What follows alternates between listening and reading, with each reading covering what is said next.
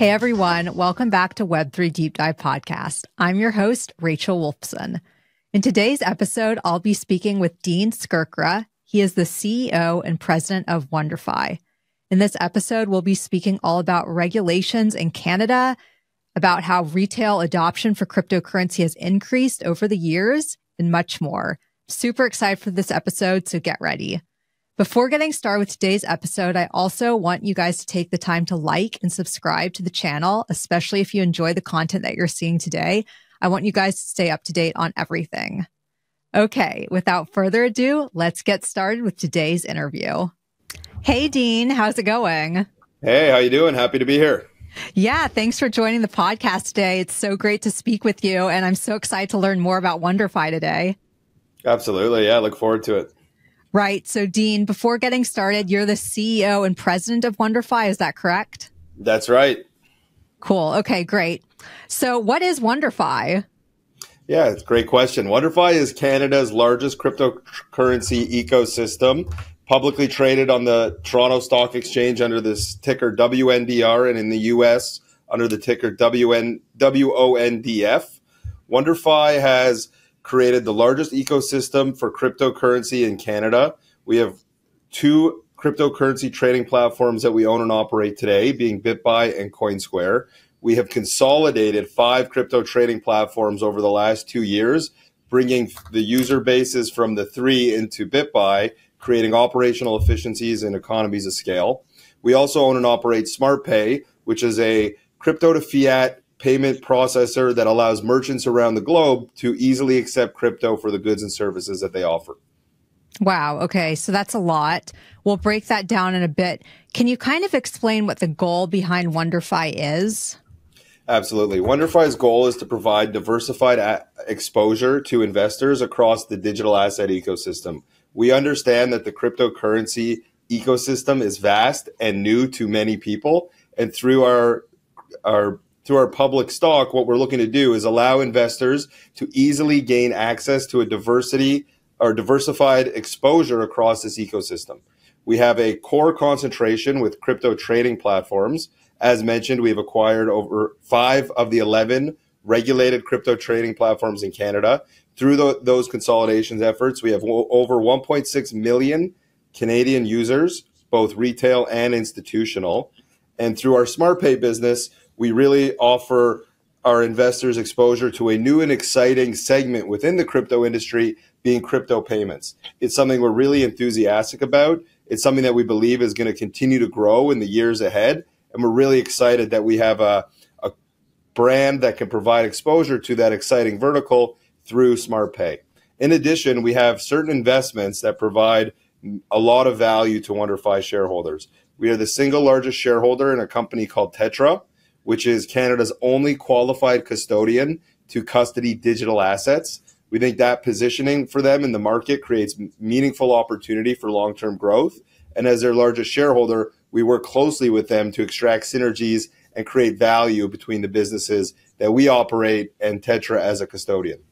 We also have certain investments that have created additional value for shareholders. This year, we mentioned that certain investments that we have on our balance sheet generated over $10 million of cryptocurrency, which increased our treasury to over $50 million at the end of Q1.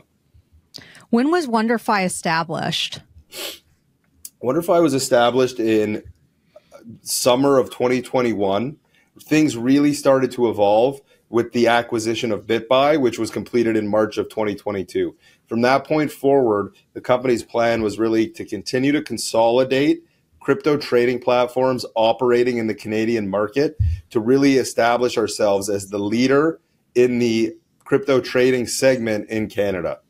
By creating this position and creating the economies of scale that we have with over 1.6 million users and $1.5 billion of client assets on our platforms, we've really provided the business with a firm ability to create revenues, create trading volumes, and really establish ourselves on the global basis as one of the leaders in the industry.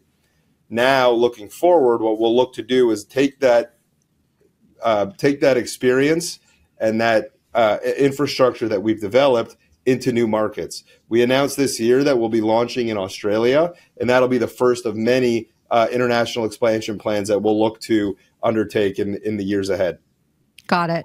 So I want to break everything down a little bit. So how would a retail investor get involved with WonderFi? Like, what are the steps that they would take?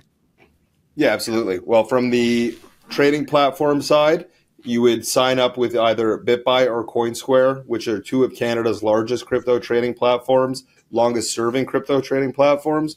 CoinSquare has been in the Canadian market for over 10 years and has one of two licenses by the highest bar of investment industry, within the investment industry in Canada, CIRO, which was formerly IROC.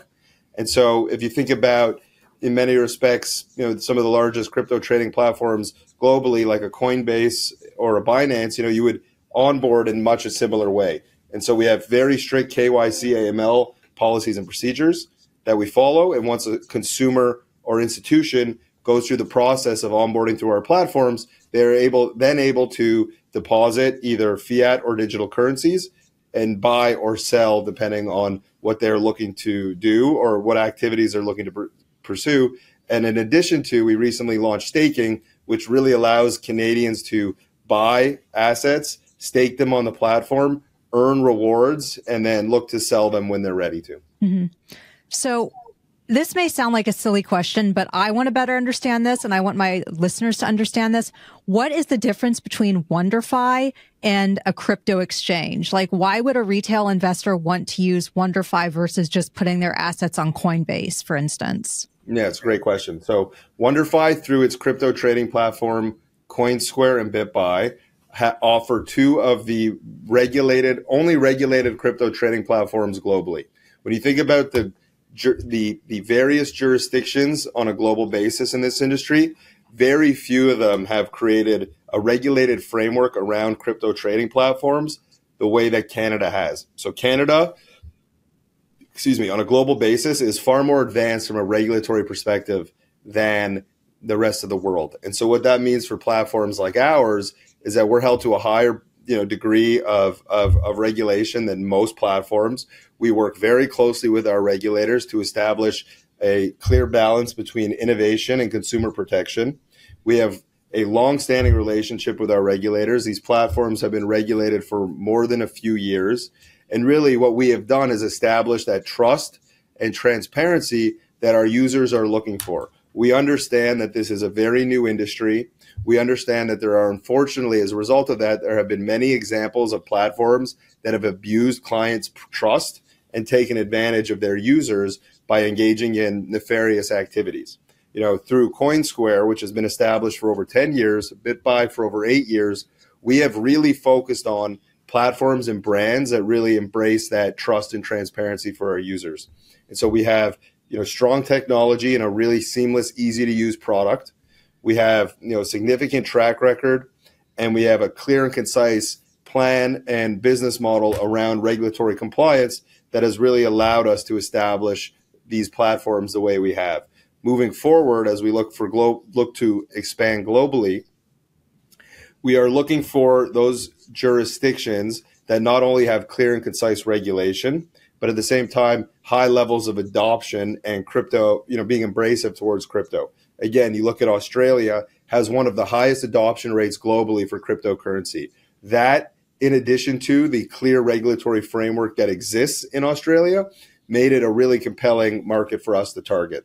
And so when you think about WonderFi's platforms, Bitbuy and CoinSquare, you really associate them with trust, transparency, and regulation. And through that, we've been able to establish ourselves as one of the leaders in the market globally. Right. And so has WonderFi launched in Australia yet, or are you going to be launching there soon? We announced that we'll be launching there in the second quarter of this year. So we'll be launching there very shortly. Mm-hmm.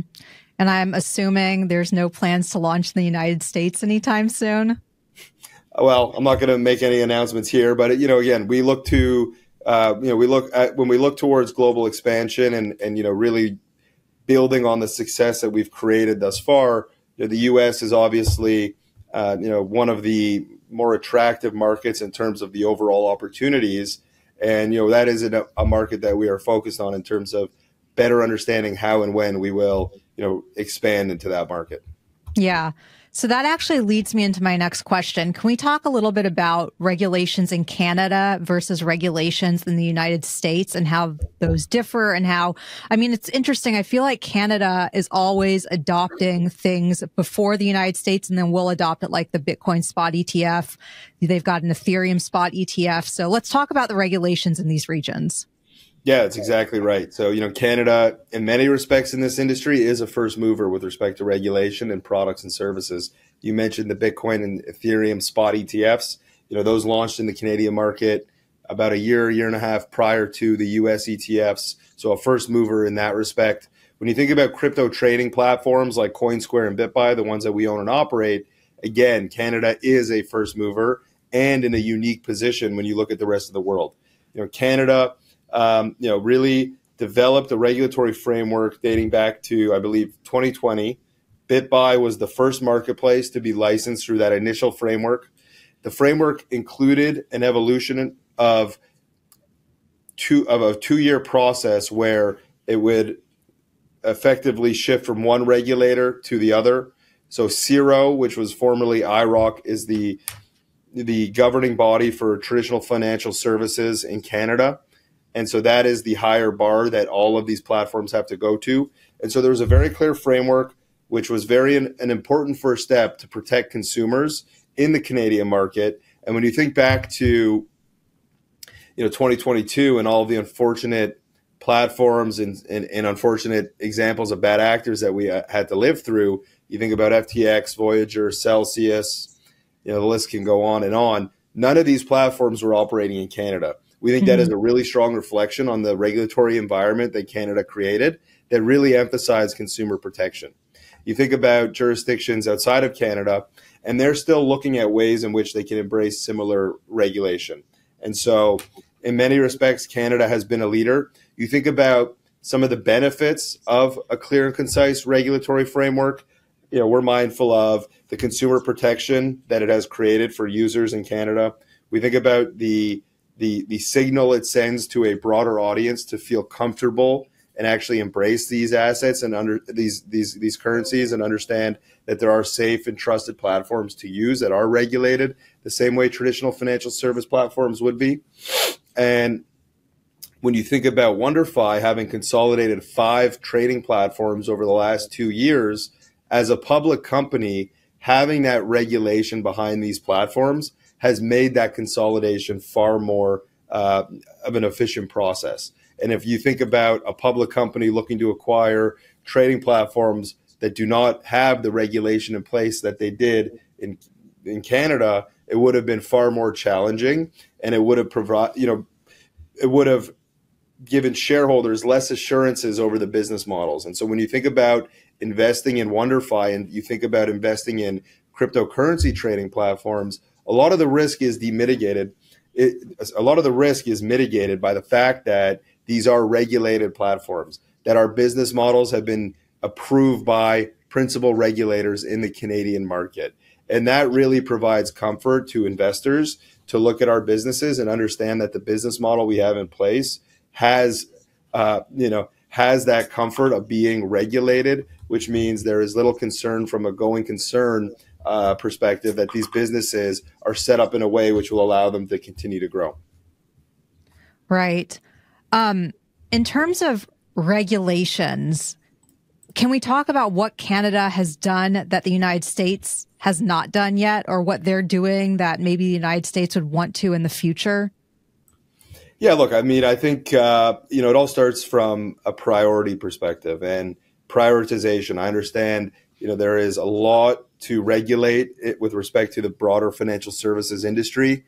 And while, I'm right in the middle of the crypto industry and I want things prioritized and dealt with in real time, there's a lot of priorities that regulators have to deal with outside of this industry. But what Canada did was effectively say, okay, we're going to put a framework in place that may not be perfect or the final form, but it is going to serve as a starting point. And it's going to serve as a starting point to help provide assurance to the businesses, the entrepreneurs that are looking to build products and services within this industry in the Canadian market. And at the same time, protect consumers from a new asset class and a new industry that, due to its popularity, could entice bad actors to emerge. And so the Canadian, what I'd say is, the Canadian regulators prioritized regulating this asset class, which I think is the first step. They put out consultation papers. They work closely with platforms like ours, entrepreneurs that understood the industry, to understand, what they were getting right and what needed more explanation and a proper balance. And, that really led, like I said, to the regulatory environment that we're in now. Now you think about the regulation that was in place. Initially it covered spot trading only. And so you think about the industry and how quick it moves and all of the additional products and services that are, in demand on a global basis. And it's really important for platforms like ours to continue the dialogue, continue to work with the regulators to say, well, it's really great that we regulated spot trading, but if you think about the entire industry, you think about staking, you think about decentralized finance, you think about NFTs, the list goes on. If you regulate one component of the industry, you're really going to create an environment where they go to Bitbuy or CoinSquare to buy crypto, and then they send it to other platforms offshore to conduct in some of this other activity. And so while we were excited by the initial step where the regulation came in and created a balanced and fair playing field for both platforms like ours and consumers, we really wanted to ensure that it continues to evolve. And so when you think about Bitbuy and CoinSquare, when we both launched staking, Bitbuy launched about a year ago, that was, again, a result of working with regulators and regulators having a firm understanding that this industry is larger than spot trading.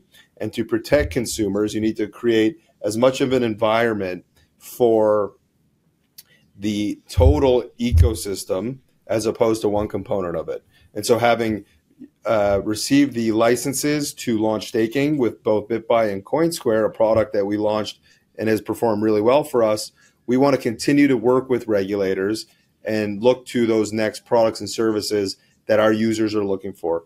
Margin and derivatives would be two examples of products and services that are incredibly popular and valuable on a global basis in the industry that are not regulated in Canada. And so if you had to think about it, what that likely means is there's a lot of Canadians finding ways to use offshore platforms that are unregulated to conduct these, activities. And so for us, we really want to bring that all onshore on regulated platforms that provide a ton of comfort to the users and also to the regulators, in terms of, consumer protection. And so I think, truthfully, I think it all starts with prioritization. You think about what happened in 2022 in the US, obviously the high profile case with FTX. In many respects, I believe that will, light a fire under regulators to really come together to find, the right balance here and put some regulation in place. Obviously, you think about the US being in an election year. And as I mentioned, in terms of priorities, maybe crypto is not at the top of the list, but it's definitely moving up the list. And unfortunately, in some cases, it may take an FTX and a Voyager and a Celsius to push it further up the list. But ultimately, this is an industry that is here to stay. It's been incredibly resilient. It's continuously grown in popularity. Adoption rates continue to increase. And, it's a matter of time before larger markets like the US really find that balance and bring regulation on a federal basis that really allows the market or provides the market more clarity, which will bring back a lot of activity and businesses to the United States. You think about over the last year and a half, there's been a lot of good platforms, good projects leaving the US market because of unclear regulation.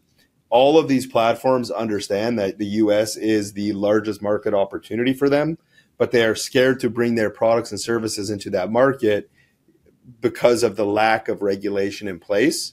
And so, you talk about innovation, you talk about growth and development within this industry. We really believe that regulation is an important step. Now, you think about everything I've mentioned, and then you think about the successful ETF launch that happened in January in the U.S., that's going to be another catalyst where, you start to see the institutionalization of this asset class. You start to see the likes of BlackRock, Fidelity, and Franklin Templeton really starting to support this industry. And, that will really help, in my opinion, move the needle with respect to regulation in the U.S. And I can't help but believe when that day comes, you're going to see, a massive reaction in the market. You're going to see a ton of competition enter the U.S. market. You're going to see platforms come back that had previously left. And that's a net benefit to the consumers. It keeps them, better protected, in terms of not going to offshore unregulated platforms to conduct these activities. And it'll really provide a better overall experience. The competition will lead to better pricing, better experiences, and better products and services. And, I'd say the biggest thing Canada did differently was just prioritize a regulatory framework for this asset class. Yeah. Did the spot Bitcoin ETF approval in the United States impact WonderFi's operations at all? Or was it just completely unrelated? Yeah, indirectly for sure. And so you think about, our businesses, they generate revenues off of trading volumes. And so for us, in a world where there is anticipation of this milestone Bitcoin ETF approval in the US, and the price of Bitcoin in Q4 is going from about 25,000 up to about 40,000, that drives a lot of attention back to our platforms. You think about, just sort of in terms of some of the numbers, WonderFi trading platforms generated 500 million in trading volumes in Q3. You think about Q4, which is really where the expectation that these ETFs would launch in January of 2024 really started to take effect. And Bitcoin, like I said, ran from about 25 to 40. We generated about $800 million in trading volumes, significantly increased from the quarter prior. And then you think about Q1, you think about the launch of the product, and then the success of these products just by way of $12 billion plus of inflows in the first quarter alone, that drove our trading volumes north of $1 billion in Q1.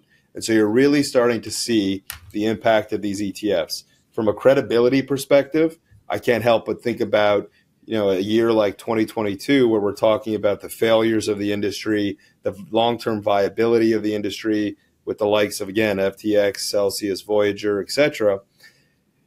Towards the tail end of 2023, we're talking about BlackRock, Fidelity launching ETFs, building out this industry, really creating, far improved credibility for the industry, really improving the overall sentiment across the board. And then, of course, through the launch and the success of these products, putting a ton of pressure on the price of Bitcoin to the upside. And so the ETFs have had an incredible impact on the industry. We think that trend continues meaningfully throughout the rest of the year. We think the success of these products is going to fuel these providers to launch Ethereum ETFs, structured products, and continue to invest around the industry. And we can't help but think the institutionalization and the maturation of this asset class strongly favors WonderFi, creates an incredibly favorable backdrop for our businesses to continue to grow and find success. Definitely. What are your thoughts on the upcoming halving? Is that also impacting operations at all, or do you think that's driving the price of Bitcoin up? Yeah, absolutely. Historically, that's led to, a ton of excitement and a ton of price appreciation. Certainly within a year where there's a Bitcoin, in a year where there have been Bitcoin ETFs launched as successfully as they have thus far, in a year where there is a halving, creates an incredibly favorable backdrop for the industry moving forward. You think about, at a minimum, what these halvings create are excitement and awareness, and create and maintain or create Bitcoin being more top of mind for a larger audience of people. It continues the conversation. The conversation really picked up momentum in Q4 of last year around the ETFs. The conversation has shifted to the successful launch of these ETFs, as mentioned, with 12 billion plus of inflows in Q1 that is in many ways more than many analysts expected for the entirety of 2024. And so when you think about the last 2 quarters and how the narrative has shifted for Bitcoin, the overall sentiment for the industry has shifted, can't help but think, that in a halving year is incredibly favorable for the industry. I know a lot of people are excited. I know many people are very surprised that we surpassed all-time highs prior to the halving, whereas historically, it has been 6 to 9 months after halving events we've seen all-time highs. Again, we think the ETFs, the halvings, and the expected catalysts moving forward the rest of the year really create a favorable environment for cryptocurrency platforms like ours, and we'll really continue to maintain momentum across the asset class. And so we're excited about the upcoming halving. We're trying to raise awareness across our user base in terms of what the halving means and how it's going to create more excitement for the industry moving forward. And we think that it is one of many catalysts looking forward that will continue to propel our businesses. Definitely. Is it more retail investors leveraging WonderFi or institutional investors, or can you just kind of explain that a little bit? Yeah, absolutely. Our trading platforms have, I guess, been built historically as primarily retail platforms. You think about, someone coming in and using the web or mobile app and, sending in $20, sending in $100, a few $1,000s. That's been the backbone of these platforms dating back to when CoinSquare launched 10 years ago or when Bitbuy launched 8 years ago. But what both of these platforms have done really well is build up an institutional arm of their business. We have a retail segment, like I mentioned, and then the institutional segment, which is more of a white glove service that caters to high net worth individuals, mid-market corporates, family offices, businesses that accept or use cryptocurrencies. And that segment of our business has been able to grow quite meaningfully over the last few years. As I mentioned, most of these platforms really started as retail platforms. And so if you think about the early years, you're talking about 90% retail volume as a percentage of the totals. Last year in Q3, WonderFi was 65% institutional, 35% retail. So you think about, periods where, retail, is less excited, than they are now, as an example, or as they were in 2021, as an example. That institutional volume and client base really allows WonderFi to continue to grow in periods where retail is more, flat. And so you think about the shift to where we are now, our institutional business is continuing to grow, but retail is growing at a much quicker pace. Retail, really does come in waves. Right now, we are seeing that impact when retail really starts to come back to the asset class, whether it's, retail clients that signed up 5 years ago, 2 cycles ago, last cycle, checking their portfolio for the first time in a long time. You think about net new participants that heard about crypto last cycle, and now they have the conviction that it's back and they're looking for platforms to utilize. And so you think about the shift, in terms of the overall percentage of total. And so retail's gone from 35% of a percentage of our overall total trading volumes in Q3 of last year to 47% at the end of Q1. And you're really starting to see that retail volume pick up. You think about some of the activities outside of Bitcoin. You think about the excitement around Solana. That's really heavily driven by retail. And you think about some of the other sort of pockets within the ecosystem, like meme coins as an example, whether it's Doge or Shiba Inu or Pepe or a coin like Bonk. Those are strong retail signals, in my opinion. Over the last few months, we've seen a really strong uptick in volumes across meme coins, across altcoins. And we think that's a really strong, healthy signal of retail trading trending in the right direction. And so we cater to all different segments of the industry, whether you're a first-time buyer, whether you're a family office, whether you're a Bitcoin ATM company, as an example, that needs a liquidity provider. We try and cater to as many participants as we can within this industry. We're focused on providing those clients with the tokens that are in demand and the tokens that they're looking to trade. We have a wide range of tokens, over 50 tokens on our platforms that clients can come in and utilize. And we think, identifying new projects that clients are interested in and being the first in Canada to roll them out will help create value for WonderFi long term. But as I've mentioned, we really have the products and services and tools to cater to as wide an audience as possible with respect to buying and selling digital assets. As I mentioned, at a pure retail level with our mobile apps, which are very intuitive, easy to use with simple UI, or you're leveraging our APIs for algorithmic trading or for liquidity servicing for your Bitcoin ATMs, as an example, we really cater to as wide of an audience as we can, leveraging the products and services and understandings that we've built up over the years. Yeah, it's too bad. I mean, I'm based in the United States. It's too bad that I can't use WonderFi because it's not here in the United States. But Not yet. Yeah, not yet. I'm hoping soon that, and be sure to tell me first before. Absolutely. I want to break the news. It could be, here, Cointelegraph, cryptonews.com. Keep me in mind. Yep. But what I was going to say is there an equivalent to WonderFi in the United States that you would say that you think is equivalent? Yeah, I mean, look, we think that we have Canada's largest ecosystem with 1.6 million users, $1.5 billion of client assets on our platforms. Q1 we had over $1 billion of trading volumes on our platforms, generating about $18 million of revenue. And so we think we are the leader in this market. As I've mentioned, we are looking to expand into newer markets, identifying jurisdictions where we can find success and really leverage all of the regulatory, marketing, technology that we've developed, skills and experience that we've developed. I'd say in the US, you look to that market and who is the clear market leader there, it would be Coinbase. And Coinbase, yeah. You think about what we've built up in Canada. We've acquired over half of the regulated crypto trading platforms in this country. And as I've mentioned, through a variety of KPIs, we are quite firmly the market leader here. And so, in many respects, the Canadian Coinbase would probably be the fair comp. Yeah. So what advice would you give to listeners wanting to get into the cryptocurrency space and they haven't yet, but they're wondering what are the best steps? Maybe these listeners are in Canada. So what advice would you give to them to just get started? Yeah, it's a great question.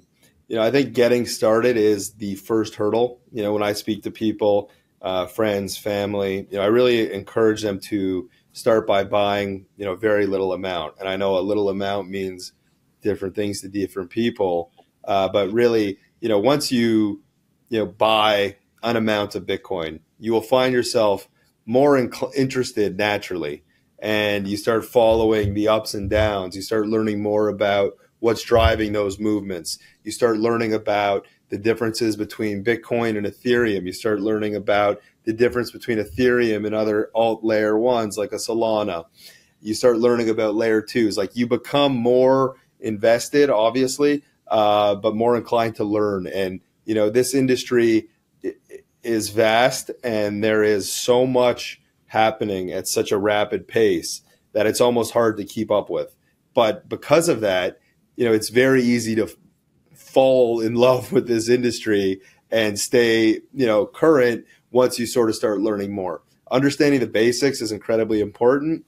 And, I find people are far more encouraged when they've invested, even if it's a very small amount of money.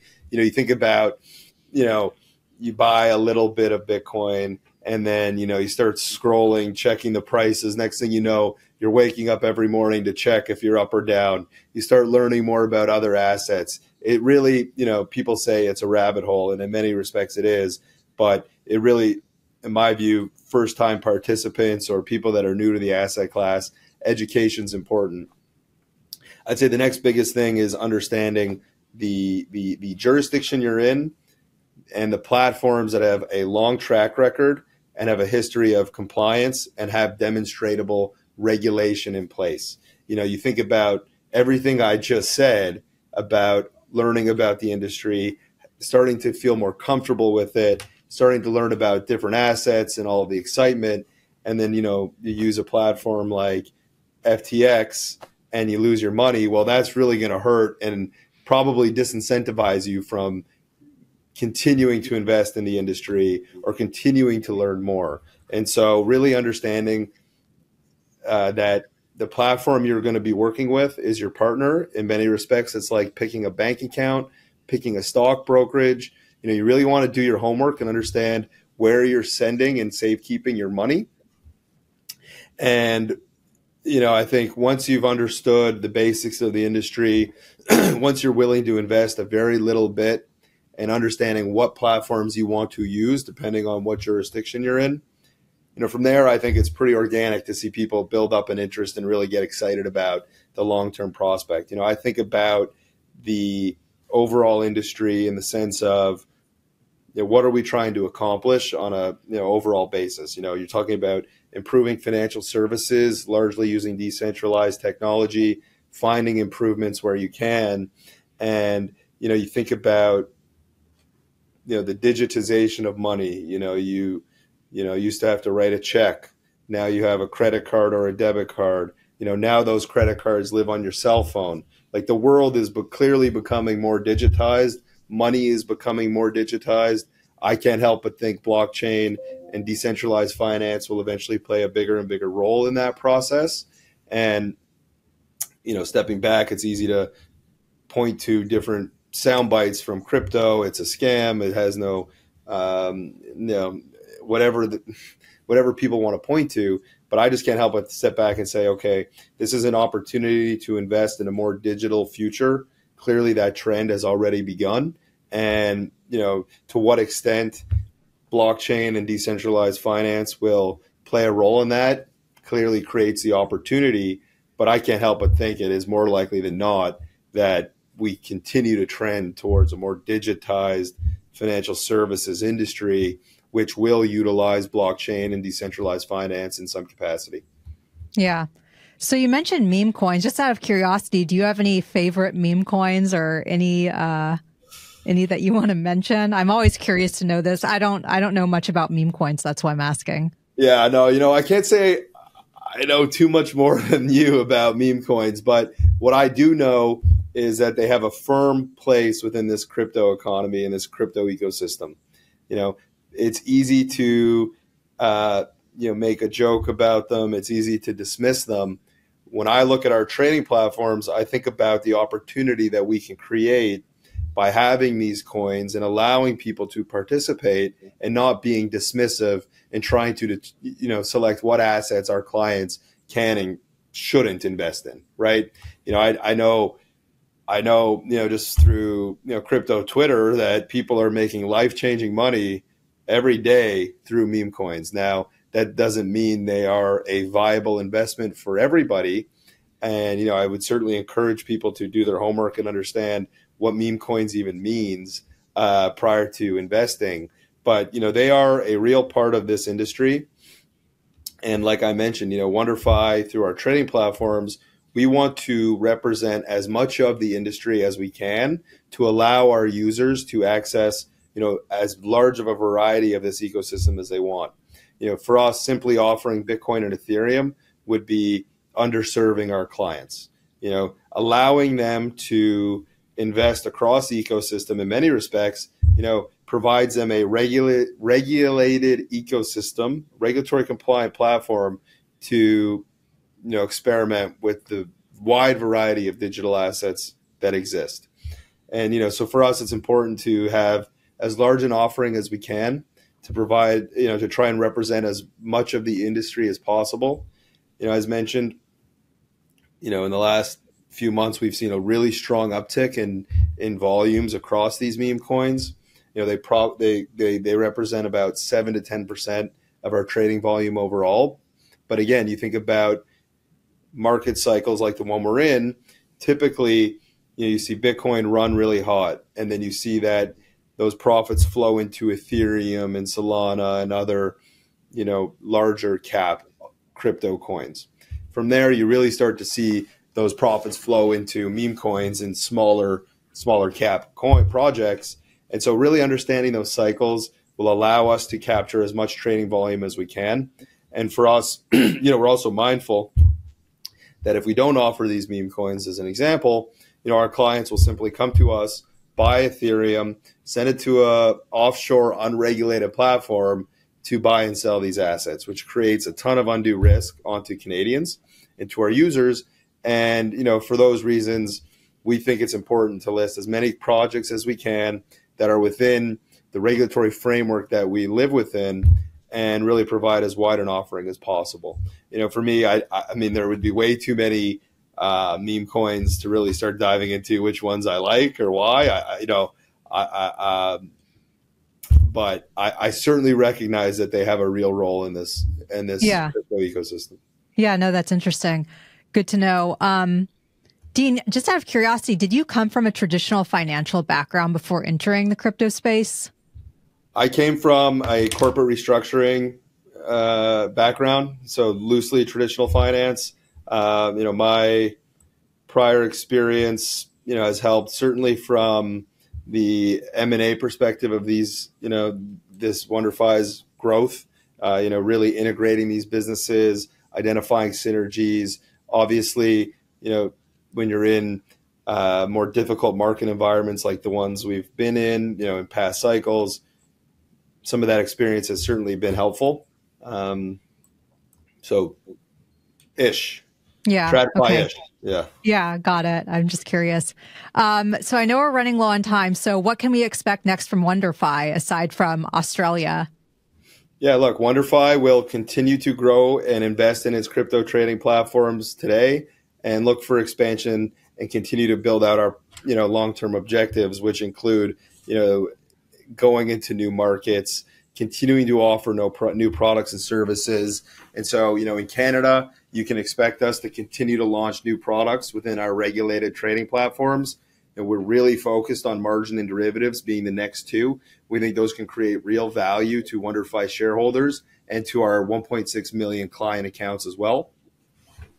As you mentioned, with respect to Australia, we really think expanding our platforms into new markets, is a strong priority for us. We've built up a really strong balance sheet. We're in a position where, we're profitable on a consolidated basis today, and that really will allow us to invest in growth. And so identifying other jurisdictions that we can have a presence in will be part of the long-term strategy. And, we think that WonderFi naturally has grown through M&A. We've acquired 6 companies over the last 2 years. And, we're always looking at ways in which we can, increase our growth and really expand more rapidly through M&A. And so we think about domestically really investing in our product, focusing on new products and services, investing in growth through additional marketing, and really looking to bring back as many users in this market cycle that we're in. We think that'll create trading volumes and revenues, in short order. Expanding into Australia this quarter is one of our top priorities. Launching our institutional desk and being in a position to capture volumes in a new market as quickly as possible is another priority. And then building off of that, really finding other jurisdictions where we can have similar success will really allow us to continue to grow. We think, our presence in Australia will open the doors to M&A opportunities in that market. And again, we think whether it's through M&A or organic growth, we're in a position where WonderFi will really, focus on growing our platforms across the board this year and beyond. Awesome. Well, Dean, I know we're out of time. So if our listeners want to get in touch with you, are you on X, Twitter, or LinkedIn or anything like that? How can they reach out to you? Yeah, they can find me on LinkedIn, on Twitter. They can follow WonderFi for more information and understand, where we are as a business in real time. Bitbuy, CoinSquare, and anything else, they can just feel free to reach out to us through social. Cool. Thanks, Dean. It's been a pleasure speaking with you. Thank you. I had a great time. It's always great talking to you. Likewise. Bye. Special thanks to 4Labs Digital for producing Web3 Deep Dive podcast. I'd also like to thank the sponsors behind Web3 Deep Dive. You can click the links in the show notes to learn more about each of the Web3 initiatives from these sponsors. Finally, thanks to the listeners for tuning in. Please be sure to subscribe, like, and share. I'll see you guys next time.